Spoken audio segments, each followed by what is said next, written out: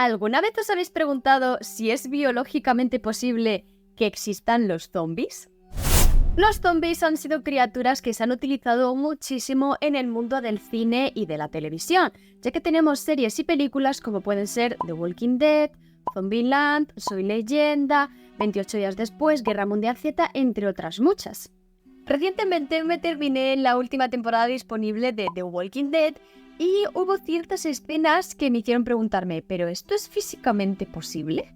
Y sí, soy consciente que se trata de una serie de ficción, pero aún así hay mucha gente que ha sacado ciertas hipótesis diciendo que sí que podría ser posible que los zombies existieran, pero vamos a comprobarlo realmente.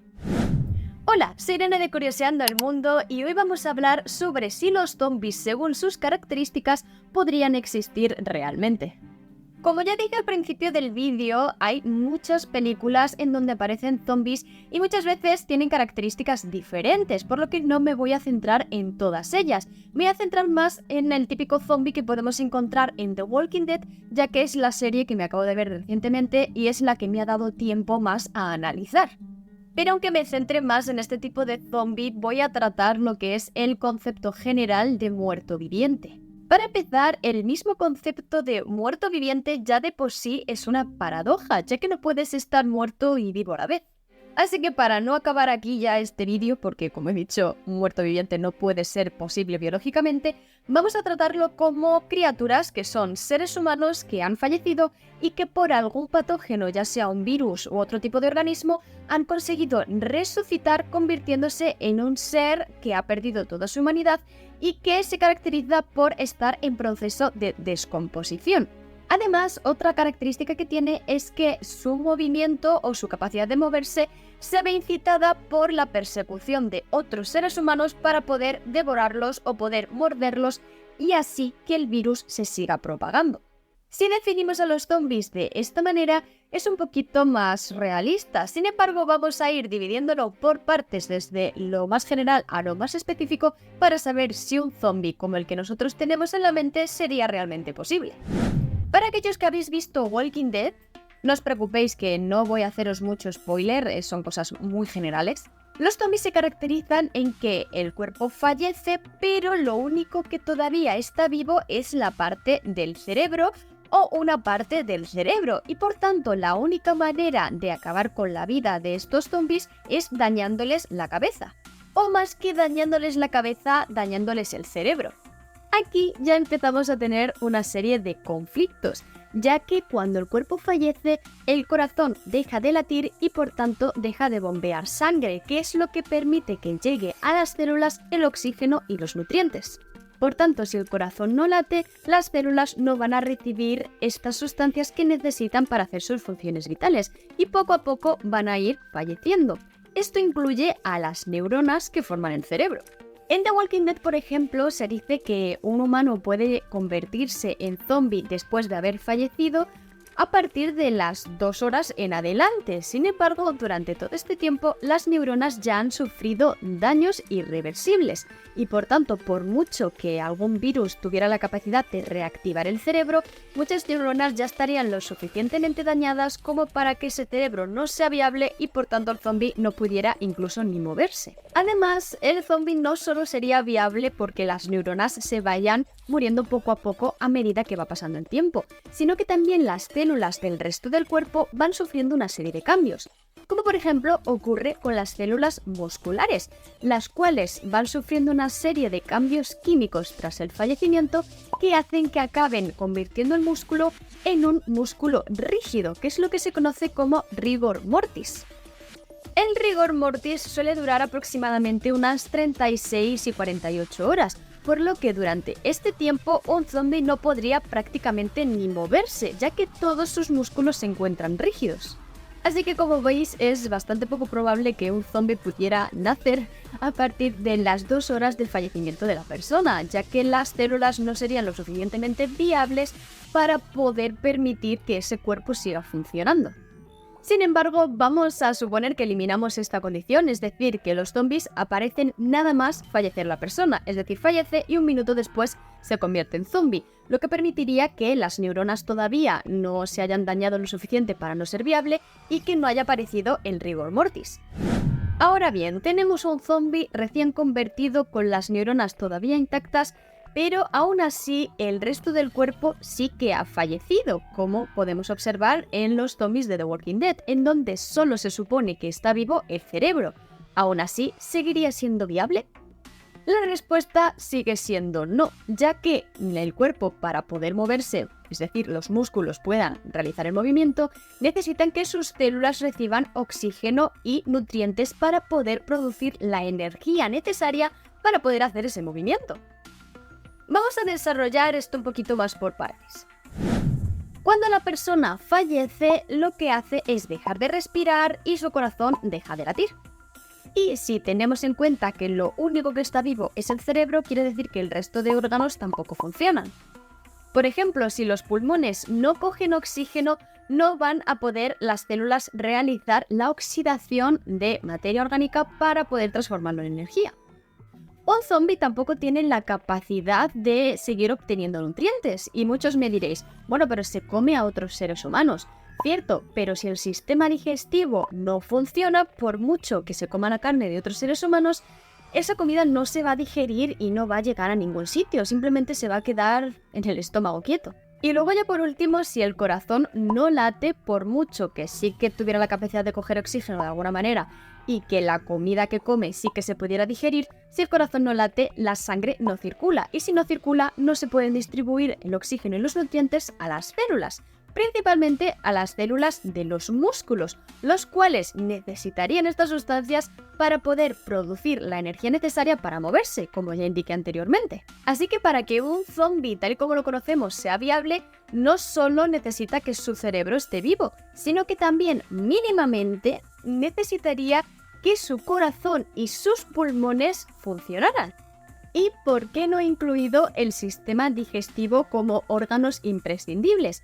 Porque el zombie podría vivir días o incluso algunas semanas consumiendo lo que ya tiene el propio cuerpo. Primero serían los hidratos de carbono que tenía previamente, luego las grasas del cuerpo y por último las proteínas, como por ejemplo las que podemos encontrar en los músculos. Así que digamos que mientras tenga un corazón y unos pulmones que permitan distribuir el oxígeno hasta las células de los músculos y que el músculo utilice la materia orgánica del propio cuerpo, el zombie sí que podría llegar a moverse. Pero sin estas cosas es bastante poco probable que el cuerpo pueda moverse, ya que no tendría la energía suficiente para hacerlo. Y no, la energía no puede aparecer de la nada, ni tampoco tomando el sol, ya que nosotros funcionamos con ATP, que es una molécula de energía que se obtiene a partir de la oxidación de moléculas orgánicas. Para hacer esto un poquito más interesante, vamos a dar un paso más allá y vamos a suponer que, que sí que podría ser viable que un zombie pudiera moverse solo con que su cerebro estuviera vivo. O incluso, ¿por qué no? Vamos a suponer que el virus que haya infectado ese cuerpo tiene la capacidad, no sé cómo, de alguna manera de permitir que ese cerebro se mantenga vivo sin necesidad de oxígeno ni nutrientes y que también de alguna manera pudiera controlar el cuerpo para que éste se pudiera mover sin necesidad de necesitar energía. Repito, esto no es biológicamente posible, pero es mi vídeo, estamos hablando de películas de ciencia ficción y vamos a suponer que porque queremos se puede. Por tanto, con todo esto, vamos a suponer que los zombies de The Walking Dead sí que pudieran ser posibles. ¿Cuánto tiempo tardarían esos cuerpos en descomponerse? ¿Y realmente se ven así los cuerpos descompuestos? Para ello vamos a hablar de las diferentes etapas de descomposición de un cuerpo humano. La primera etapa tras fallecer la persona se llama autólisis y consiste en que las enzimas digestivas empiezan a degradar las células y tejidos que se va encontrando. Por tanto, los primeros órganos en empezar a descomponerse son estos órganos internos. Si consiguen degradar muchos tejidos, llegaría a un punto en el que los órganos internos ya no serían distinguibles y por tanto esas escenas en las que cortan el cuerpo de un zombie y aparecen los órganos como si no hubiese pasado absolutamente nada, no es muy realista. Después de la autólisis viene la putrefacción, que también se conoce como la descomposición. Para quien no lo sepa, dentro de nuestro organismo tenemos muchísimas bacterias que son beneficiosas para nosotros ya que nos ayudan, por ejemplo, a realizar la digestión. Sin embargo, cuando ya no están recibiendo alimento por parte de nosotros, empiezan a alimentarse de nosotros. En resumen, en la etapa de putrefacción, las bacterias empiezan a descomponer también los tejidos y producen en este proceso una serie de gases y de malos olores, que es lo que se conoce como olor de putrefacción. Entre estas partes, acordaos que también ocurre la descomposición de las células musculares, lo que hace que el cuerpo se vuelva rígido y ocurra el rigor mortis. Por lo que los zombies, a pesar de que se empezaran a convertir desde el minuto 1 que la persona fallece, llegaría a un punto, estarían en un periodo en el que no se podrían mover por ese rigor mortis. Pasado el rigor mortis sí que pueden volver a moverse, pero sí que es cierto que para que fueran zombies más realistas tendrían que tener un periodo en el que estuvieran completamente quietos durante horas y pues luego volvieran a activarse. La tercera etapa es la hinchazón o efisematosa, que si os acordáis dije que las bacterias al descomponer el cuerpo liberaban una serie de gases. Pues esos gases se van acumulando en el interior del cuerpo y por tanto lo hinchan. Así que un zombie realista tendría que tener en algún momento la tripa hinchada por culpa de esos gases, algo que tampoco se observa en las series y películas. La cuarta fase es la descomposición colicuativa y consiste en que los tejidos blancos y los líquidos que van quedando tras la descomposición se terminan de descomponer, lo que hace que el cuerpo libere líquidos y olores muy desagradables. En esta etapa el cuerpo es más como un ser gelatinoso más que otra cosa. Llegados a esta etapa, los zombies ya no podrían prácticamente moverse porque sus músculos se han descompuesto casi por completo y si no hay músculo no hay movimiento. Y como he dicho, se trata de una masa más o menos gelatinosa, por tanto estos cuerpos ya no serían viables y acabarían pues todos por el suelo sin la capacidad de moverse. Y ya por último tenemos la quinta fase, que es la desecación o esqueletización, que consiste en que ya lo único que queda del cuerpo son los huesos y algunos cartílagos. El cuerpo se termina de secar y de descomponer casi por completo, dejando solo las partes duras. Y insisto que lo dije anteriormente, un esqueleto por sí solo no se puede mover, por lo que vemos en las películas, que ya son esqueletos prácticamente sin nada más, no podría moverse porque no tienen músculos. ¿Y cuánto tiempo pasa hasta llegar a esta quinta fase? Pues pueden pasar aproximadamente varios meses o incluso años según las condiciones ambientales en las que se encuentre ese cuerpo. La temperatura, la humedad, la presencia de bacterias e insectos, entre otros factores ambientales, puede acelerar o decelerar el proceso de descomposición. Por ejemplo, si el cuerpo se encuentra enterrado en un ataúd, puede tardar un año o incluso más en terminar de descomponerse, pero si está al aire libre o incluso dentro del agua, puede tardar pocos meses. En conclusión, un zombie viable podría durar muy poquitos meses. Otros factores a tener en cuenta en la descomposición del cuerpo de un zombie es también la condición física que tenía la persona al fallecer, ya que no tarda lo mismo en descomponerse una persona que pesa muy poco a una que tiene una gran cantidad de acumulación de grasa a una que tenía mucho músculo porque hacía mucho ejercicio. Por tanto, hay muchos factores que determinan la velocidad y el proceso de descomposición. Las fases de descomposición son así en rasgos generales, pero hay algo que a mí me llama mucho la atención que siempre se ve en las series y es que uno de los principales órganos que se descomponen son los ojos y no entiendo cómo es posible que se puedan llegar a ver hasta esqueletos que todavía mantienen los ojos prácticamente intactos. Así que para que un zombie sea algo más realista en el mundo del cine, tendrían que ser prácticamente ciegos al poco tiempo. Hemos hablado de las características físicas que nos pueden saber si un zombie podría ser viable o no, pero ¿y de su comportamiento? Como ya todo el mundo sabe, los zombies a nivel de comportamiento pues suelen aglomerarse entre ellos, ya que de alguna manera se reconocen y van vagando sin rumbo hasta encontrarse a alguna persona a la que devorar. ¿Pero esto no os parece raro? Es decir, ¿cómo es posible que sean capaces de reconocerse unos a otros? Ya que para poder reconocer a otro individuo como uno igual a ti, tienes que tener una mínima capacidad de inteligencia. Y se supone que los zombies no tienen ningún tipo de inteligencia. Así que punto número 1, tienen que tener mínimo alguna capacidad cognitiva que les permita identificar a otro ser como uno igual a sí mismo. Y identificar a otro ser como uno diferente a sí mismo al cual sí que puedo atacar. ¿Y cómo consiguen recoger la información necesaria para poder saber si es igual a mí o no? pues necesitan o ver, u oír, u oler. Pero ¿qué pasa? Para empezar, la vista no deberían de poder usarla, ya que dijimos que es uno de los primeros órganos que se descompondrían y por tanto serían individuos ciegos. Pero es que el resto de órganos también se van descomponiendo, así que tampoco podrían tener la capacidad de recoger información del medio externo para poder determinar si ese ser es igual a mí o no.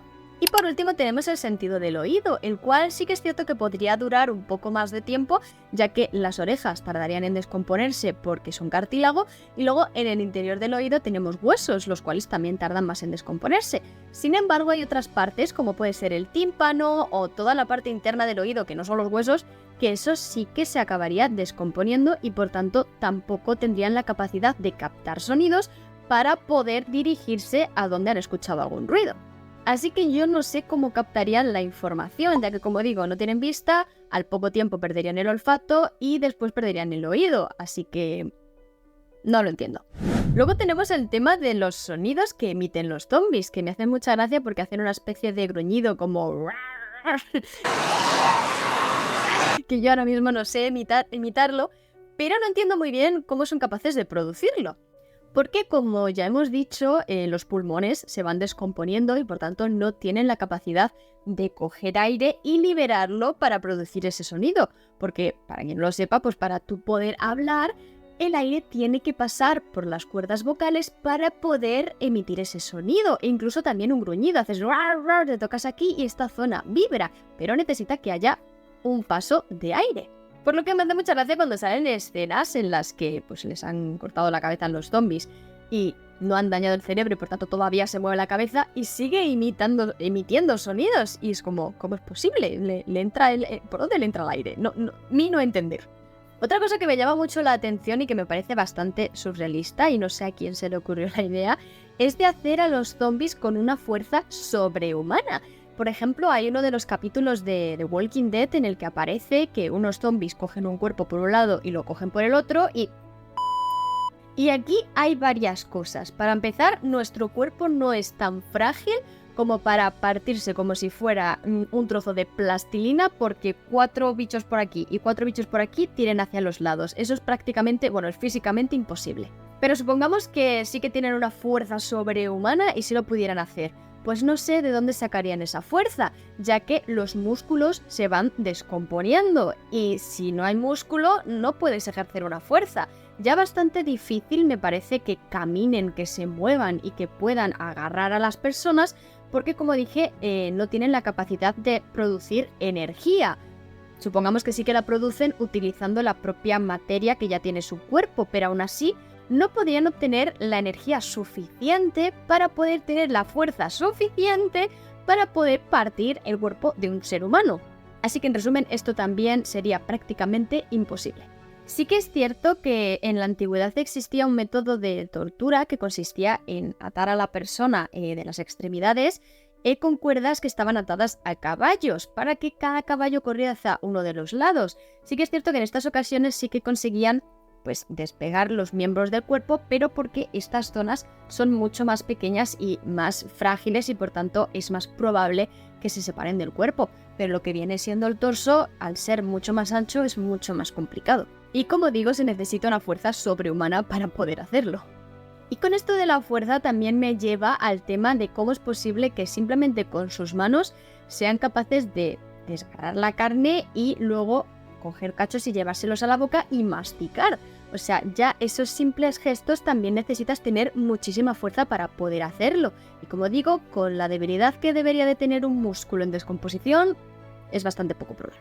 Y después de todo esto y de seguramente romperle el corazón a mucha gente, vamos a hablar de la parte más interesante y es, ¿existe actualmente algún organismo con la capacidad de poder convertir a un ser vivo en zombie? Y no estoy hablando de organismos que nosotros pudiéramos modificar genéticamente, sino de organismos que ya existen en el medio natural. Y la respuesta es sí. En la naturaleza existen unas especies de hongos que son capaces de parasitar insectos para convertirlos en zombies. Uno de los más conocidos es la especie Ophiocordyceps unilateralis, que parasita a una especie de hormiga concreta. Esta hormiga se llama Camponotus leonardi y, aunque sí que tiene la capacidad de parasitar a otras especies de hormigas, no lo hace con tanto éxito. Seguro que a más de uno le ha sonado la palabra Ophiocordyceps, debido a que es un género de hongo que también se ha utilizado en un videojuego y serie de televisión bastante popular. Y efectivamente se trata de Last of Us, el cual utilizaron a la especie Ophiocordyceps sinensis, el cual curiosamente se usa mucho en medicina tradicional, sin embargo también se trata de un hongo parásito. Cuando esta especie de hongo parasita a la hormiga, se aloja en sus células nerviosas para controlar sus movimientos. Por tanto, la hormiga pierde toda la capacidad de poder controlar su propio cuerpo y de hacer sus funciones vitales y está prácticamente al servicio de este hongo. Lo que hace es controlar sus movimientos para guiarla hasta el sitio en donde poder reproducirse. Primero guía a la hormiga hasta una zona de pasto y la obliga a encajar sus mandíbulas a lo alto de una hoja para así no moverse. Una vez atrapada allí, a través de su cabeza saldrá una especie de seta a partir de la cual se emitirán las esporas del hongo para que así pueda buscar a nuevas víctimas. Esta hormiga se podría decir que es una especie de hormiga zombie, pero sí que es cierto que la hormiga está viva hasta prácticamente el final, en donde fallece debido a que crece el hongo a partir de su cabeza. Pero se la considera una especie de zombie ya que pierde completamente su libertad de movimiento. Y esto no solo ocurre en hormigas, sino que se han visto especies capaces de parasitar otros insectos o incluso arañas. Seguro que os suena este tipo de parasitismo en Pokémon, ya que por ejemplo hay un Pokémon de primera generación, que es Paras, que le podemos observar que tiene unos honguitos en su lomo. Pues luego cuando evoluciona podemos observar que tiene una seta más grande y parece ser que tiene los ojos sin pupilas, lo que nos da a entender que parece a una especie de Pokémon zombie. Y esto es debido a que justamente este Pokémon está basado en un hongo parasitoide, el cual parasita alguna especie de cangrejo.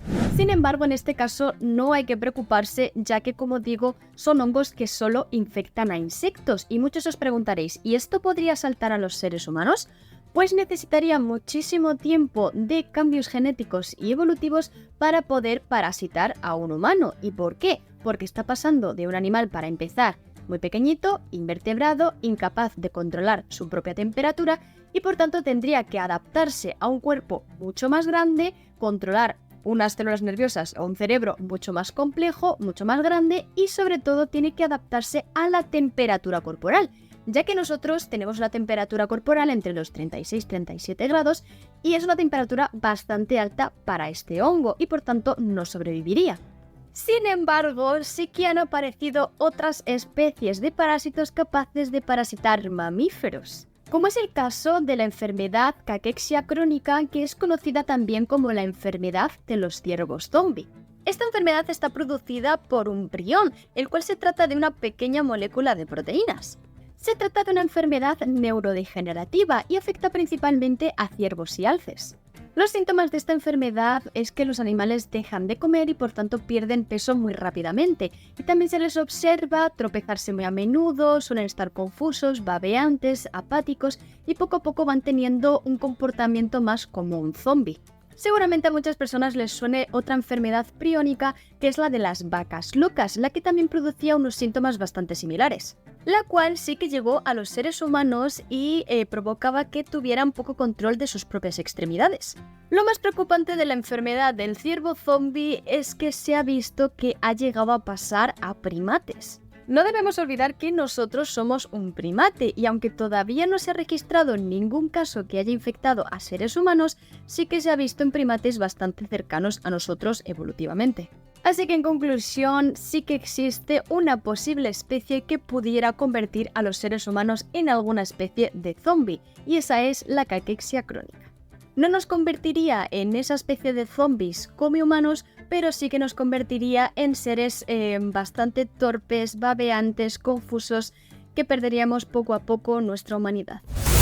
Hasta aquí el vídeo de hoy, espero que lo hayáis disfrutado mucho y que no os haya metido mucho miedo en el cuerpo, pero me parecía un tema muy interesante que quería compartir y bueno, a raíz de ver la serie pues tenía muchísimas ganas de grabar este vídeo. También quiero que me dejéis en comentarios si creéis que se me ha olvidado algo, algún detalle que debería de haber tenido en cuenta para decir si los zombies podían ser reales o no, porque eran muchas cosas y seguramente me haya pasado algo por alto. Dale me gusta si no conocías estos datos y compártelo con aquel amigo que tengas que le encantaría que hubiera un apocalipsis zombie. Y por último, sígueme si quieres saber muchas más curiosidades sobre el mundo y debates o reflexiones como esta.